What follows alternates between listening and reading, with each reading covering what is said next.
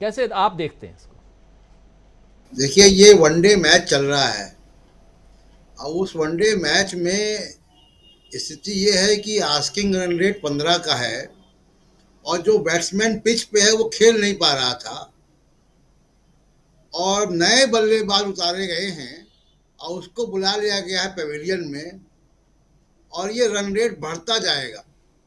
स्थिति ऐसी है कुछ कि कोई क्रिकेट में भी जब ऐसा होता है तो जो कैप्टन होता है उसके जब 15 आस्किंग रन रेट से 20 हो जाता है तो वो मतलब हर बॉल पे 3 रन बनाने हैं उनको, तो समय बड़ा कम है, ओवर कम है। तो ये स्थिति है उनकी अभी। अब आप देखिए, 2018 से शुरू करता हूं मैं। ये हारे हुए पार्टी है जो शिवराज सिंह चौहान है, इनके खिलाफ जनता ने मतदान किया था। 56 सीटें, 230 का सदन है, उस 230 के सदन में 56 सीटें कम हुई थी। 4% वोट शेयर कम हुआ था। तिकड़म से आपने खरीद फरोख्त करके सरकार एक 1.5 साल बाद बदल दी थी। तो उस एंटी इनकम्बेंसी तो तब भी थी और अब आपने उस एंटी इनकम्बेंसी को और बढ़ाया है। तो जिसको मैं कह रहा हूं कि आस्किंग रन रेट जो 2 रन प्रति बॉल था उसको आपने 3 रन प्रति बॉल कर लिया है। अब स्थिति ये है। और आप देखिए पिछले 1-2 महीने से क्या चल रहा है। कोई 100 गाड़ियों के काफिले में, कोई 50 गाड़ियों के काफिले में भोपाल जाके कांग्रेस ज्वाइन कर रहा है।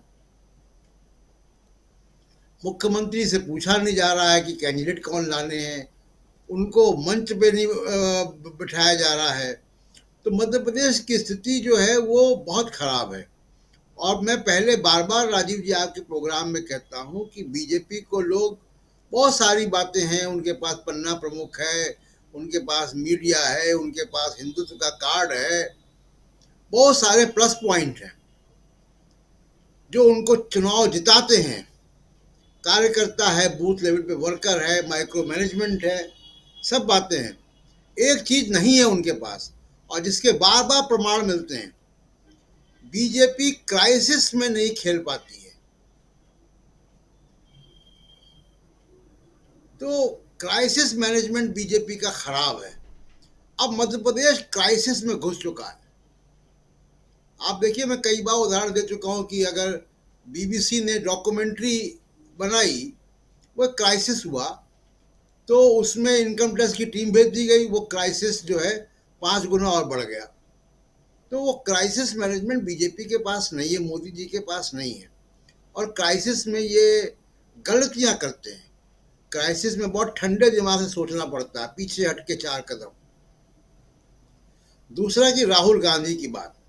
देखिए, राहुल गांधी की क्रेडिबिलिटी आप देखिए कि ये बिल्कुल नए तरीके की राजनीति है।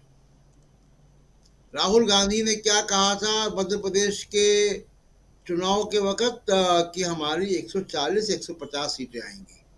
जी। शिवराज सिंह चौहान ने क्या कहा, 200 सीटें आएंगी। अब आप सोचिए कि 200 सीट का मतलब ये हुआ कि 200 सीट के सदन में अगर आप 200 सीट कह रहे हो, तो आप या तो जनता को मूर्ख समझ रहे हो या आप जुमले फेंक रहे हो। तो ये जो जो ये पतंगबाजी है, राहुल गांधी इस पतंगबाजी को नहीं करते, ये बाकी नेताओं को भी सीखना चाहिए। क्योंकि उन्होंने मध्य प्रदेश छत्तीसगढ़ के बारे में कहा कि श्योर, तेलंगाना के बारे में कहा कि फाइट में है, राजस्थान के बारे में कहा कि क्लोज है। कोई और नेता किसी और पार्टी कहता तो कहता कि हम सब जगह सरकारें बना रहे हैं, 2/3 मेजोरिटी से बना रहे हैं। तो ये जो बात है राहुल गांधी के अंदर, ये आउट ऑफ बॉक्स पॉलिटिक्स है, ये राजनीति की कल्चर को बदलने की बात है जो राहुल गांधी कर रहे हैं। तीसरी बात की जो इम्पोर्टेंट है, जिस तरह इशारा रविकांत जी भी कर रहे थे। देखिए, रविकांत जी की बात मैं यहाँ दोहरा रहा हूँ कि बीजेपी हिंदुत्व पे चुनाव नहीं जीतती रही है, ये परसेप्शन है। बीजेपी चुनाव जीतती है सोशल इंजीनियरिंग पे। अब अगर आप ओबीसी मुख्यमंत्री को बेइज्जत करोगे, उसको ह्यूमिलिएट करोगे, कोई और दिल्ली से बैठाओगे, एक ये संदेश जाएगा, दूसरा संदेश महिला आरक्षण बिल पे चला गया, तीसरा कोई बम फोड़ेंगे नीतीश कुमार जातिवार सर्वे के हिसाब से, और चौथा कि कांग्रेस पार्टी ने जातिवार जनगणना का समर्थन कर दिया। तो महिला आरक्षण बिल में ओबीसी का मामला, जातिवार जनसंख्या की डिमांड, नीतीश कुमार की जातिगत सर्वे का रिपोर्ट, और एक ओबीसी मुख्यमंत्री को जो है ह्यूमिलिएट करना, ये सब बातें जो हैं वो चुनाव में इकट्ठा हो रही हैं। ये डेबिट एंट्री है जो हो रही है, ये विकेट गिर रहे हैं, रन रेट बढ़ रहा है, विकेट गिर रहे हैं। तो ये मध्य प्रदेश की स्थिति बड़ी विकट है और मुझे नहीं लगता कि इसको संभाल पाएंगे। संकेत दिए हैं उससे लग रहा है कि संभाल नहीं पाएंगे। जैसे राकेश जी कह रहे हैं कि सिंधिया जी को ले आएंगे, तब सिंधिया जी को आप मतलब एट्स डाउन उतारेंगे बड़े बैट्समैन को, तो क्या उसके पास तो बहुत फासला बहुत बढ़ जाएगा तब तक। जी बिल्कुल, बिल्कुल बिल्कुल सही कह रहे हैं आप, फासला बढ़ जाएगा। और क्या कि, और मैं इस बात को पहले भी रेखांकित कर चुका हूँ कि मोदी साहब ने ये जो हेडलाइन क्रिएट करने का जो इनका तरीका बदला अचानक, उससे क्या हुआ कि उनके हेडलाइन का जो लाइफ स्पैन है, जो उसकी उम्र है, वो 3 दिन की हो गई। तो आप देखिए कि जैसे मान लीजिए अभी मैं अगर चर्चा करूं तो लोग भूल गए होंगे कि इस देश में अभी कुछ दिन पहले वन नेशन वन इलेक्शन की चर्चा हो रही थी बहुत जोर शोर से। बिल्कुल, कहाँ गया वो? कोई चर्चा नहीं है। तो इस तरीके की तमाम सारी चीजें वो आती हैं और चली जाती हैं। सिंगोल आया चला गया, कुछ और आया चला गया। ये जो मोदी साहब ने किया है, ये अपने भाषणों को, अपने स्पिन को जो है वो उसकी गंभीरता खत्म कर दी है। कोई व्यक्ति बार बार बोलेगा, उसको लोग गंभीरता से नहीं लेते। अच्छा, वो सच भी ना साबित हो। बात कर रहे थे कि पार्लियामेंट में बिल आएगा, वन नेशन वन इलेक्शन, लोगों ने कितने लेख लिख डाले, अखबारों में कितने डिबेट कर डाले, सैकड़ों घंटों के, वो कहाँ गया? कोई चर्चा नहीं। तो ये जो सिलसिला है मोदी साहब का, ये इनको नुकसान कर रहा है। और दूसरी तरफ की राहुल गांधी जो विजुअल क्रिएट कर रहे हैं, देखिए राहुल गांधी केवल बोल नहीं रहे हैं, वो एक वीडियो क्रिएट कर रहे हैं। वो रामेश्वर से मिल रहे हैं, उसके साथ खाना खा रहे हैं, वो खेतों में जा रहे हैं, ट्रैक्टर चला रहे हैं, वो ट्रेन में है, कुली के साथ है। वो एक विजुअल एलिमेंट है उसमें, और वो वीडियो एलिमेंट जो है वो हमेशा फ्रेशनेस, एक संदेश वीडियो के जरिए दे रहा है, और वो माइंड स्पेस को कैप्चर कर रहा है। तो इसलिए राहुल गांधी की कम्युनिकेशन इस वक्त जो है मोदी साहब से बेहतर है।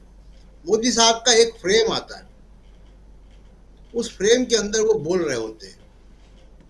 तब जैसे भी आपने दिखाया 44 बार उन्होंने कांग्रेस बोल दिया, तो वो एक ही फ्रेम है, फ्रेम नहीं चेंज हो रहा है मोदी साहब का।